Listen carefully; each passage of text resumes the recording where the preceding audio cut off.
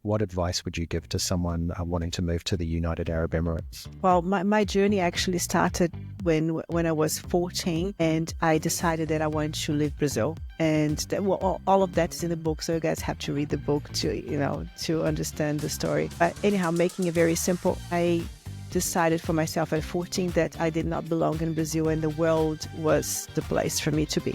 I did not know how that was going to happen, but the how doesn't really matter as long as you have that desire and that fire inside you that you want something different. I think that's the first thing, to have that fire and that desire to change your life. Then a lot of work, right? And how am I going to do this? And just be brave to do it and to make changes. And there's a lot that doesn't go according to how we plan. Sometimes we don't even have a plan. And I have learned at this point in my life now that a lot of times you don't have a plan, or you don't have something very palpable or structure, but you just need to start and then things will fall into place when you really put the hard work, and if it's meant to be. You said it started at 14. That was when you moved to the US, right? Yeah.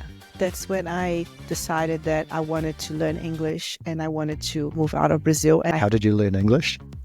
I'm still learning. So being an exchange student and doing high school in the US and going through an exchange program was my way that I found at 14 to leave Brazil and start. And for me, that was opening the first door. But you also learned it through TV programs and singing, right? I started learning through watching movies and reading and listening to music. And I wasn't so sure how, but I just wanted to have a different life.